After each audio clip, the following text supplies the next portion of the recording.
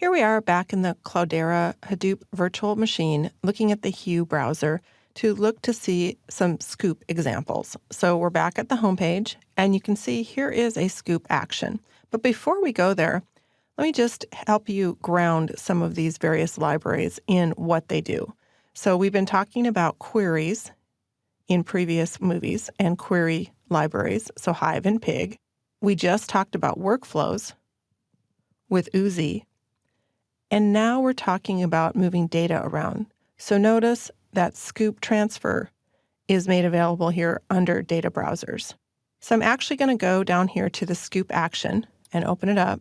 And do you note that the Sqoop action opens up in the Oozie editor? Now again, this is a little bit of overkill. It's just a sample. You could run an individual script to run your Sqoop import. But it is common in production to wrap your Sqoop action, your Sqoop script, in a workflow so that you can have scheduling about it.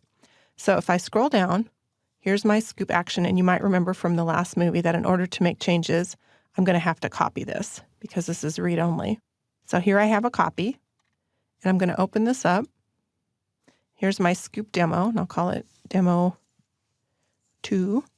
And then I'm going to look at the command. Again, it's very simple. Sqoop, import, connect, JDBC. I'm actually not sure if this file exists, so this may or may not work, but that's okay. And create a table and into the target directory set by the output variable. Another important thing to remember when you're doing any sort of data movement in Hadoop is that the HDFS file system is immutable.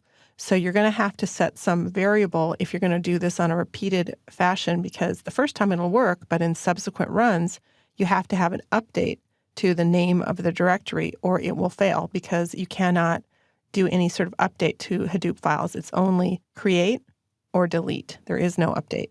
So I'm going to go ahead and say done, and then I'm going to go ahead and say submit and save and submit. And notice I have to put the output. And if I remember correctly, this output doesn't resolve, but we'll see how it works. You can kind of see how it looks like. There it's running. And again, we have our job browser so we could monitor the progress.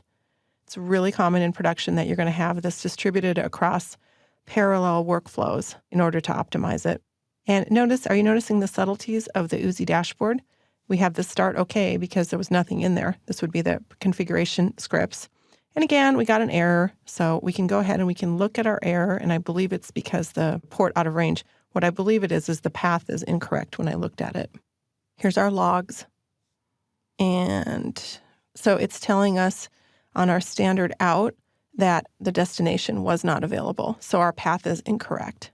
This is a common error when you're configuring because you're configuring data sources and destinations into the Hadoop file system, which you really have two possibilities for getting it wrong. One is you actually don't have the correct path.